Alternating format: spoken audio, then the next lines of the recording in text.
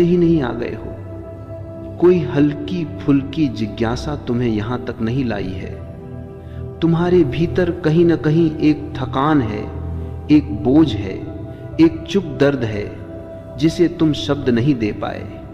बाहर सब ठीक दिखता है पर भीतर कुछ खाली सा है, और यही खालीपन तुम्हें यहां खींच लाया है। आज जो बात होने वाली है वह मनोरंजन नहीं है, यह ज्ञान भी नहीं है, यह तुम्हें बेहतर इंसान बनाने की कोशिश भी नहीं है।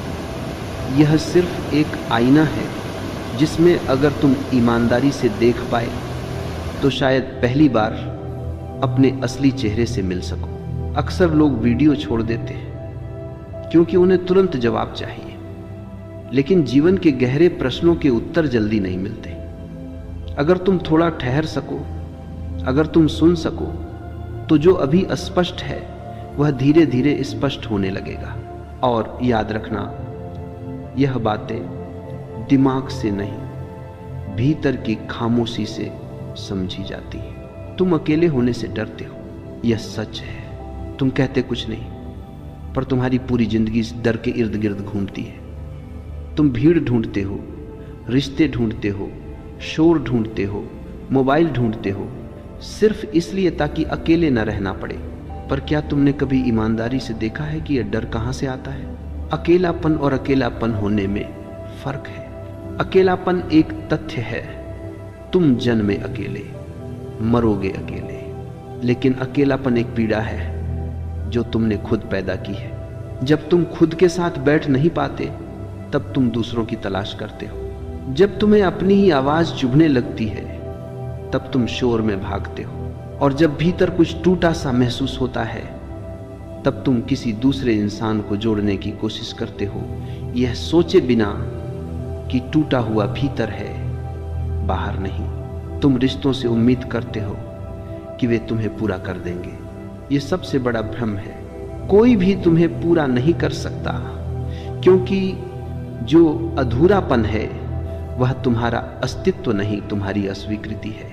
अकेले जीना सीखो, इसका मतलब ये नहीं कि जंगल चले जाओ, सब छोड़ दो। इसका मतलब है खुद के साथ सहज होना सीखो, खुद के विचारों के साथ, खुद की चुप्पी के साथ, खुद की असुरक्षा के साथ। लेकिन यहाँ एक कठिन सत्य है, जब तुम पहली बार अकेले बैठते हो तो शांति नहीं मिलती। पहले तो शोर मिलता है, दबी हुई इच्छाएं, अधूरे सपने, पुराने घाव, अपमान, क्रोध, ईर्ष्या सब ऊपर आने लगते हैं, और तभी अधिकतर लोग भाग जाते हैं। वे कहते हैं अकेलापन मेरे बस का नहीं। नहीं, अकेलापन तुम्हारे बस का नहीं, इसलिए तुम आजाद नहीं हो। जो व्यक्ति अकेले बैठ सकता है वही किसी के साथ सही ढंग से रह सकता है, और जो अकेले से भागता है वह रिश्तों में भी सिर्फ भीख मांगता है, ध्यान की, प्रेम की, मान्यता की। शांत रहकर सुनो, यह सिर्फ कानों से सुनने की बात नहीं है, यह भीतर की भागदौड़ को थोड़ी देर रोकने की कला है। तुम सुनते बहुत हो पर सुनते नहीं हो। तुम प्रतिक्रिया करते हो, उत्तर देते हो, जज करते हो, पर सुनते नहीं हो। शांति कोई बाहर से मिलने वाली चीज नहीं है। शांति तब प्रकट होती है जब तुम भागना बंद कर देते हो।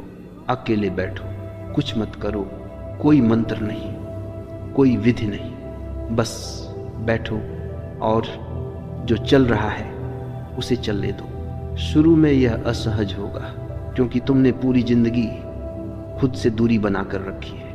अब अचानक खुद से मिलना ये टकराव होगा, लेकिन अगर तुम भाग्य नहीं, अगर तुमने फोन नहीं उठाया, अगर तुमने किसी को मैसेज नहीं किया, अगर तुमने खुद को व्यस्त नहीं किया, तो धीरे धीरे विचार थकने लगेंगे, और एक दिन, बहुत साधारण सा दिन, तुम पाओगे कि भीतर कुछ शांत है। कोई वजह नहीं, कोई कारण नहीं, बस शांति। वही शांति तुम्हारा असली घर है। यहीं से असली यात्रा शुरू होती है। अकेले जीना सीखना मतलब दुखी होना नहीं, अकेले जीना सीखना मतलब निर्भरता से मुक्त होना है। और जब तुम मुक्त होते हो तभी प्रेम संभव होता है, तभी सुनना संभव होता है, तभी जीवन पहली बार बोझ नहीं उत्सव बनता है। अगर यहां तक सुनते सुनते तुम्हारे भीतर कुछ हिला है, अगर तुम्हें लगा है कि कोई तुम्हारी ही बात कर रहा है, डर, ये शब्द छोटा है लेकिन इसकी जड़ें बहुत गहरी हैं। तुम सोचते हो कि तुम कई बातों से डरते हो, असफलता से, अकेलेपन से, मृत्यु से, लोगों की राय से, लेकिन सच यह है कि डर एक ही है, बस उसके रूप बदलते रहते हैं। वह एक ही डर है, खुद को पूरी तरह जान लेने का डर।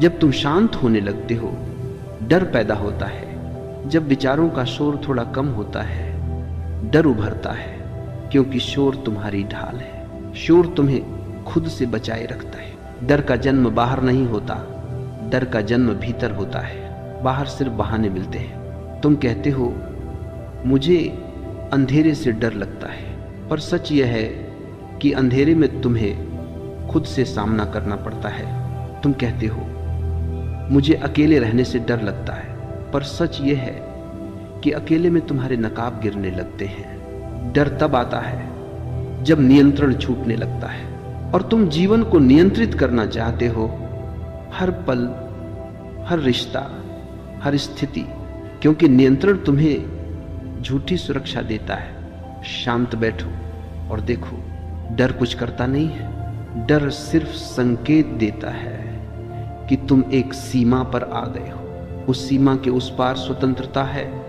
और इस पार तुम्हारी आदतें।